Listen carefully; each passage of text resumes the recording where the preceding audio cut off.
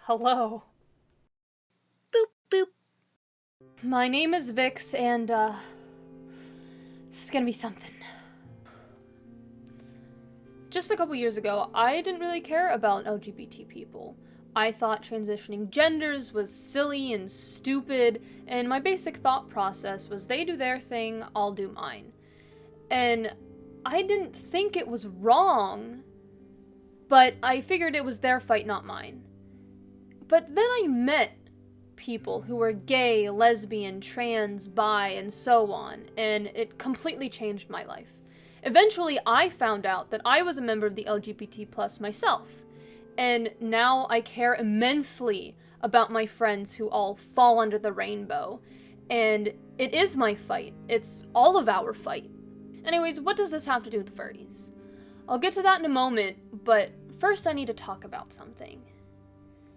Here we go. I'm sure many of you already know this, but I am asexual. What does this mean? Well, it means that I don't experience sexual attraction. Heterosexuals experience sexual attraction to the opposite gender.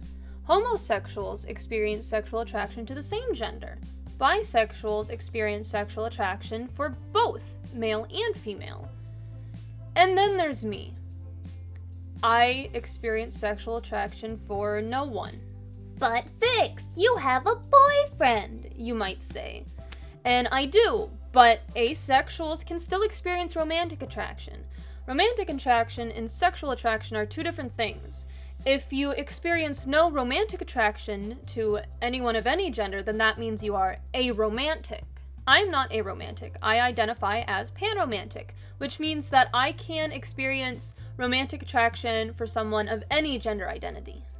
Ace people can fall in love, have sex, enjoy sex, be horny, have high libido, get married, have kids, be sluts, and so on. The only thing is that they can't experience sexual attraction. It's kind of like enjoying a food that you're not in the mood for. Ace is a spectrum, however. For instance, under the ace umbrella is demisexuality. And when you're demi, that means that you can develop sexual attraction to somebody after you have formed a strong bond with them. Now, this strong bond can be romantic or a friendly bond, any bond really, but it's different for every person. So if you believe that you identify as ace, then you may have different interests and desires than somebody else who identifies as ace, and that's okay. All ace people are valid. I could honestly go on and on about asexuality, but I encourage you to look it up on your own. I will provide some links in the description that can take you to some informative sites that talk about asexuality. Also, feel free to ask me any questions over Twitter. I'll answer them to the best of my ability. Now it's time to explain where the furry fandom fits in all of this. As many of you know, I am pretty well known in the community, but it wasn't always like that. I didn't really identify as a furry, I guess, until like 2011, but I didn't start being active in the community until around 2014. That's when things really changed. At this point in my life, I had been dating my bub for about 2 years, and I had no idea that I was asexual. I just didn't really have an interest in people, and all I really wanted was hugs and kisses, you know? I was confused, and I felt like there was something wrong with me.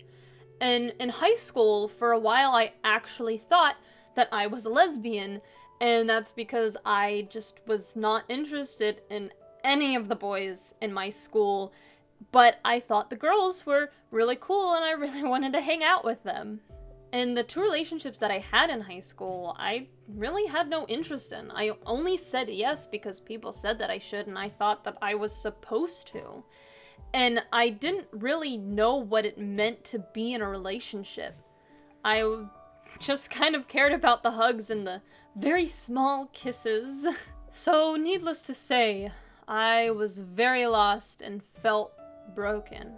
By 2015, I had a lot of friends in the community. That's around the time that I started becoming more popular and meeting more and more people. My group of friends went from 2% gay to 90% gay. And I learned a lot It was incredibly eye-opening to see all the struggles that people went through and how they were treated, and that this was something worth fighting for. And then I heard about demisexuality. And like I said, that's when you only experience sexual attraction for somebody who you formed a strong bond with. And I was like, wow, that sounds a lot like me.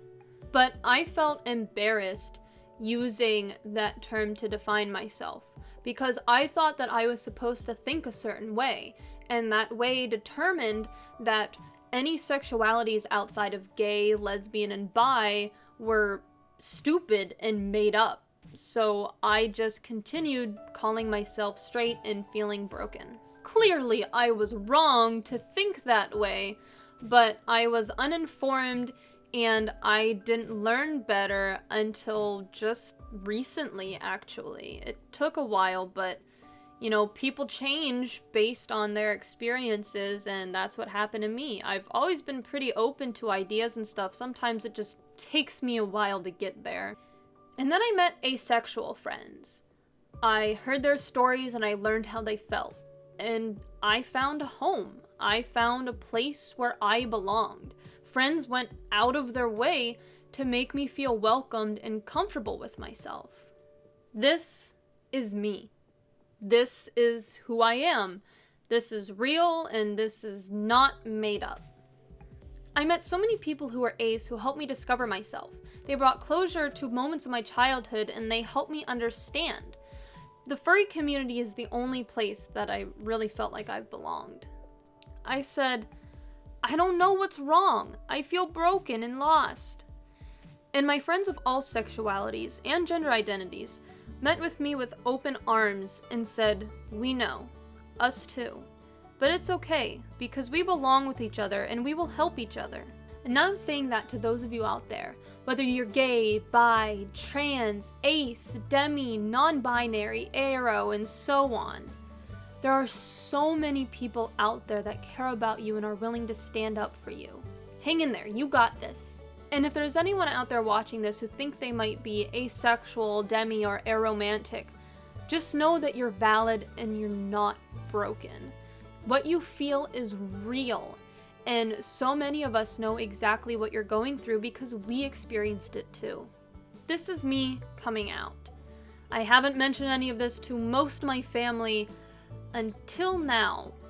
I am taking a huge step here because I don't want to be afraid anymore. I don't want anyone to be afraid. So I'm here for anyone. It's okay to be who you are. And of course, you don't have to feel pressure to come out if you don't feel safe or if it's not the right time. I pass my bravery on to you with lots of love. And remember, you are loved. Happy Pride, everyone.